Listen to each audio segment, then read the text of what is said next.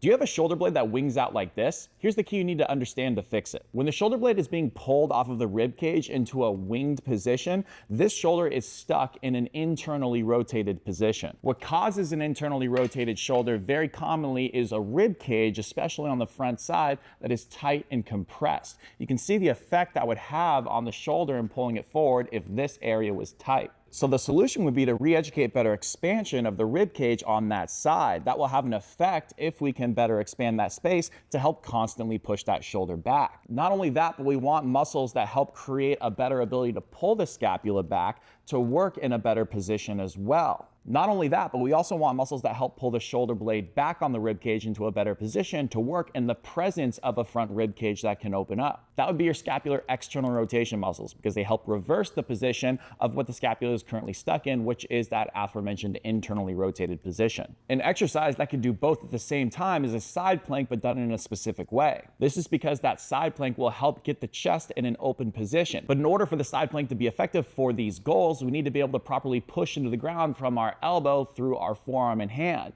Because if we can't do that effectively, what's going to end up happening is as we try to push, we're actually going to roll our shoulder forward, and that's going to put our shoulder in a compromised position of internal rotation, and it's going to probably hurt. What you want to do is fold up a small hand towel, get it about this thick and place it on the ground. So that way it can run from in between your index finger down through the mid portion of your forearm, right about here. Your other fingers and half of your forearm is going to be on the ground like this. I recommend starting with your knees bent to make this easier so you can focus on the right things initially. What you're going to do is apply pressure mostly through your elbow, but also a little bit down through your forearm and into your hand and that towel as well, as you lift yourself off of the ground and get your elbow stacked directly underneath your shoulder. This towel is going to help your hand press into the ground, which is going to help get your scapula up against the rib cage in the right way.